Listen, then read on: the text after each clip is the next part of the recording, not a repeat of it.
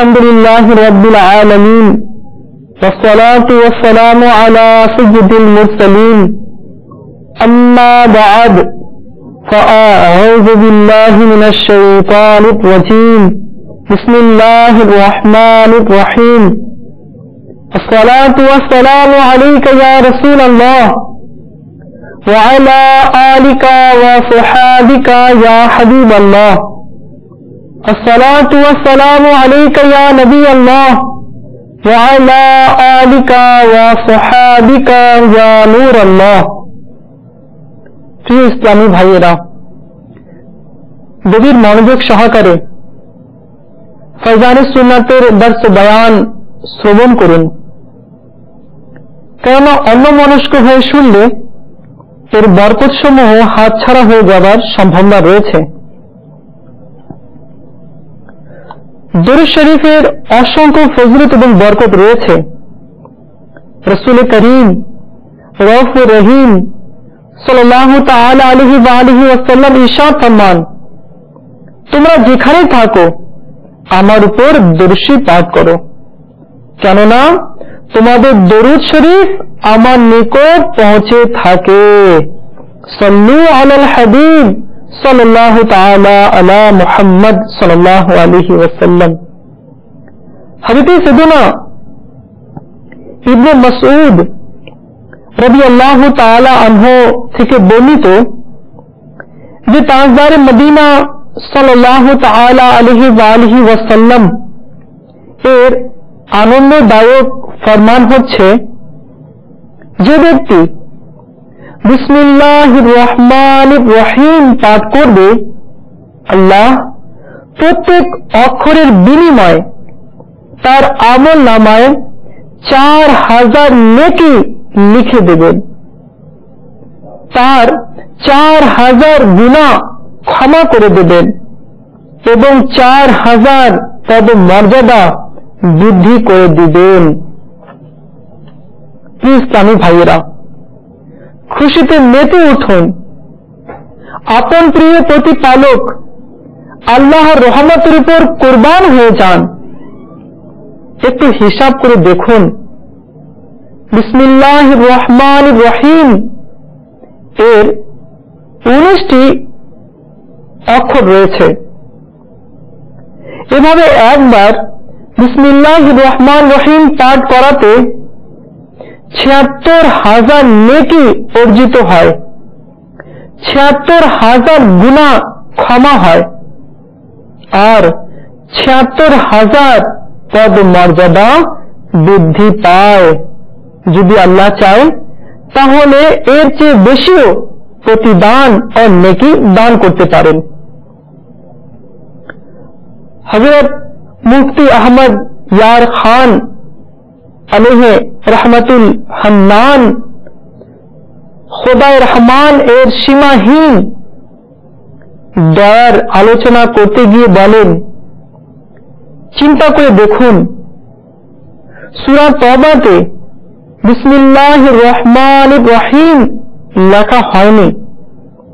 অনুরূপভাবে জবেহ করার সময় সম্পূর্ণ বিসমিল্লাহ পাঠ করা হয় না, বরং এভাবে বলা হয়ে থাকে বিসমিল্লাহি আল্লাহু আকবার।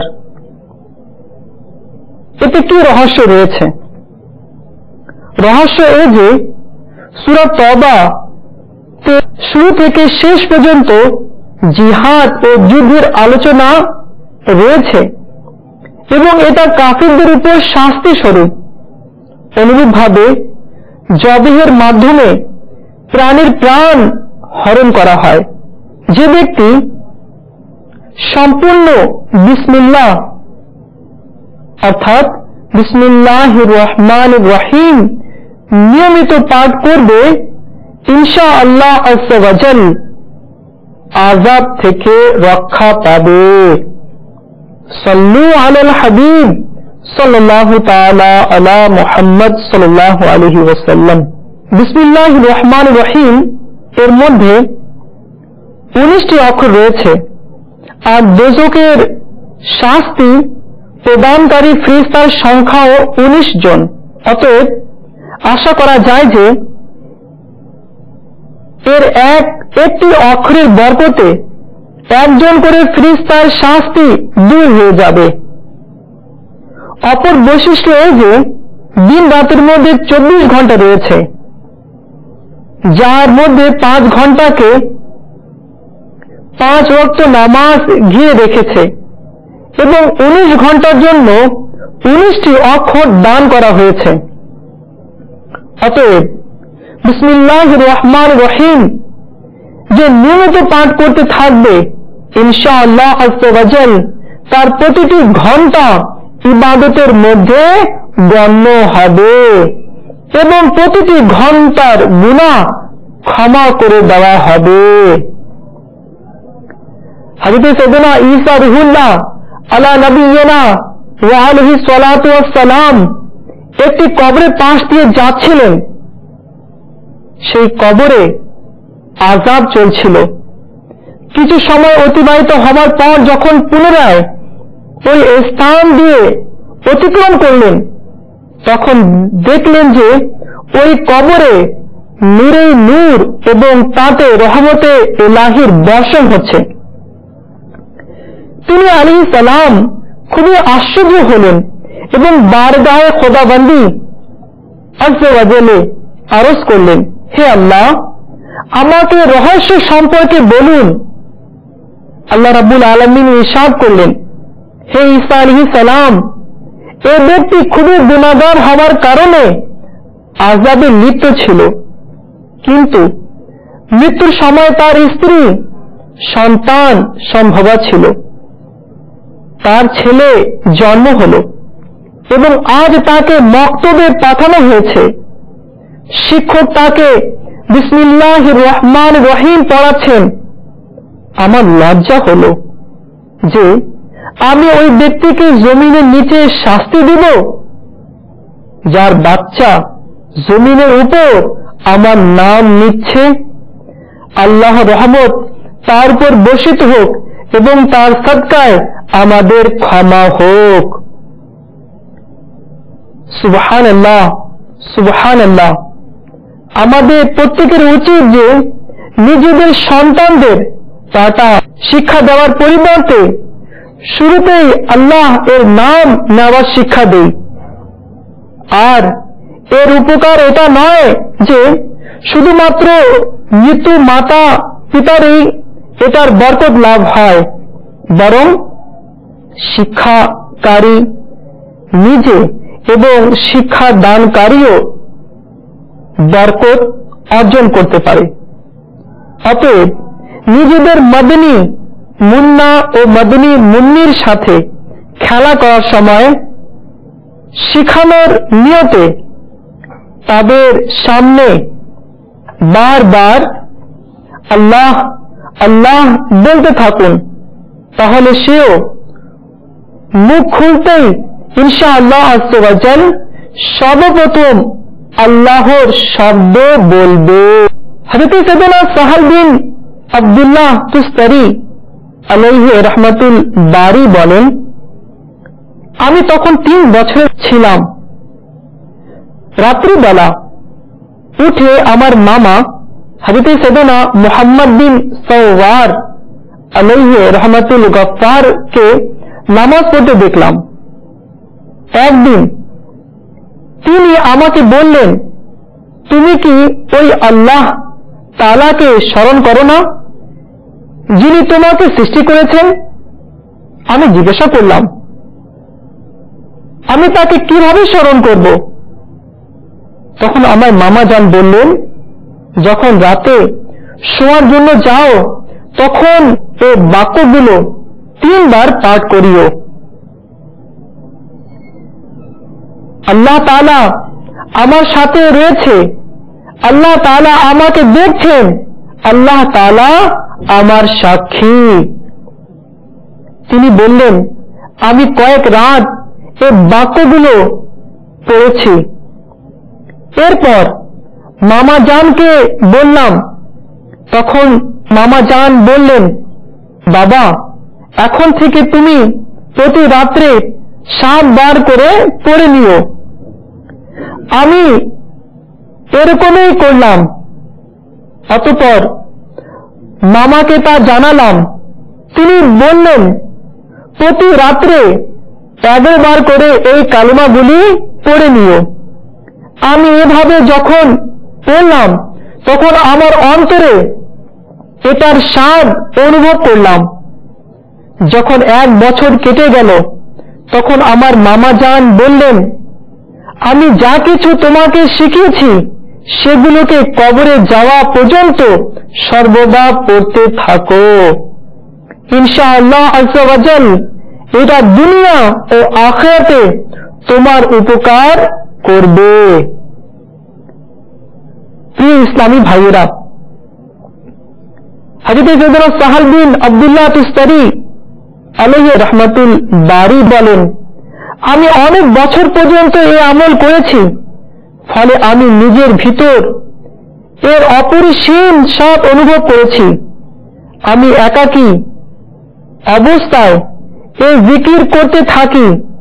অতঃপর একদিন আমার মামা জান আলাইহি রাহমাতুল হান্নান বলেন, ওহে সাহাল, আল্লাহ তাআলা যে ব্যক্তির সাথে থাকে তাকে দেখে এবং তার সাক্ষী হয়। সে কি তার নাফরমানি করতে পারে? কখনো না। অতএব তুমি নিজেকে গুনাহ থেকে বাঁচাও। এরপর মামা জান আলাইহি রাহমাতুল হান্নান আমাকে মক্তবে পাঠিয়ে দিলেন। আমি চিন্তা করলাম আবার যেন আমার জিকিরের মধ্যে বাধা না ঘটে। অতএব ওস্তাদ সাহেব হতে শর্ত নির্ধারণ করে নিলাম যে আমি তার নিকট গিয়ে 1 ঘন্টা পড়ব এবং এরপর ফিরে আসব। আলহামদুলিল্লাহ আযজা ওয়া জাল আমি মক্তবে 6 কিংবা 7 বছর বয়সে কুরআন পাক হিফজ করে নিয়েছি। আলহামদুলিল্লাহ আযজা ওয়া জাল আমি প্রতিদিন রোজাও রাখতাম। 12 বছর বয়স পর্যন্ত আমি জবে রুটি খেয়ে থাকি। 13 বছর বয়সে আমি একটি মাসালার সম্মুখীন হলাম। এর সমাধানের জন্য পরিবারের পক্ষ থেকে অনুমতি নিয়ে বসরা আসলাম এবং সেখানকার উলামা হতে এই মাসলা জিজ্ঞেস করলাম, কিন্তু তাদের মধ্যে কেউই আমাকে যথাযথ উত্তর দিতে পারলেন না। এতপর আমি আব্বা দানির দিকে চলে গেলাম।